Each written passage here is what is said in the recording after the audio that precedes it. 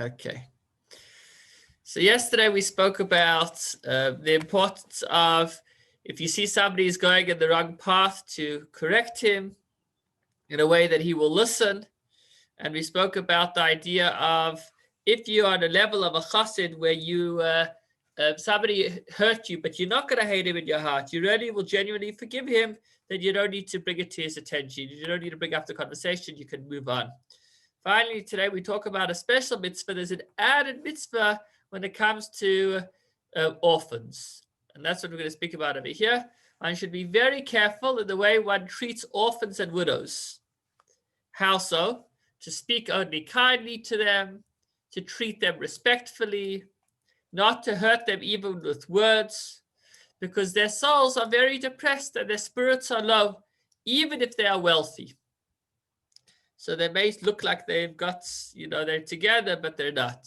I don't know if you'll mention it right away, that there's a specific time frame up until for how long a person is considered to still be a widow or an orphan.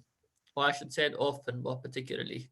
Even regarding the widow and the orphans of a king, we are warned in the Torah, for it is said, do not mistreat a widow or an orphan. And he continues, listen to this. A covenant was made with widows and orphans by him whose word called the world into being, meaning by Hashem. Hashem made a covenant with the orphans that whenever they cry because of an injustice that was done to them, Hashem will answer their cries. As the verse says, for if he cries out to me, I will hear his cry. Okay, this only applies when someone hurts them for his own benefit.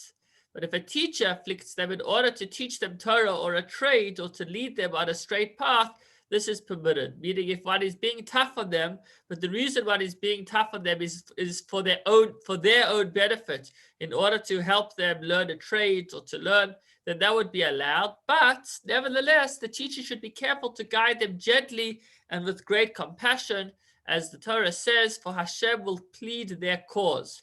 In all these laws, it makes no difference whether he is an orphan from his father or an orphan from his mother, and for how long are they considered orphans in this regard, until they are able to take care of all of their needs by themselves as all other adults. So once an orphan becomes able to take care of his needs without being dependent on others, then this preferential treatment will no longer apply. So this is quite a famous halacha, because there's often the debate whether you should treat certain people differently or whether we should treat everybody in the same way.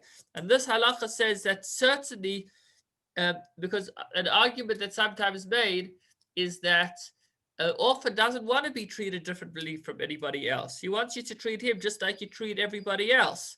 But the Torah tells us that that is not so. Somebody who is really still in the stage of orphan and he's the neshama, his soul, he's feeling very down, he does need added sensitivity. And so therefore there's an added mitzvah to be careful not to be hurtful to him with words over any other Jew. And even in the process of education, where one would be allowed to be tough, there too one should be more sensitive to a student that is an orphan or a widow than he would be to other students. Okay, and this pretty much brings us to the end. It is the practice of pious people not to accept gifts, but to trust that Hashem will take care of their needs, as it is said, but he that hates gifts will live. So what that means is that the Torah encourages us from not running to receive gifts. So there's a concept of that somebody who doesn't like to get gifts, it will be good for him. This is not a law. It's not one of the 613 mitzvahs. This obviously is something that's being told to the receiver, not the giver. As givers, we should love to give as many gifts as we can. But as far as being receivers, we should shy away from receiving gifts. Now, I think I'm actually going to leave it at this, because this is as far as I've prepared. I didn't prepare the next section just yet. So I think we'll end early today. Tomorrow night is Thursday night. We should be good, 20-minute session.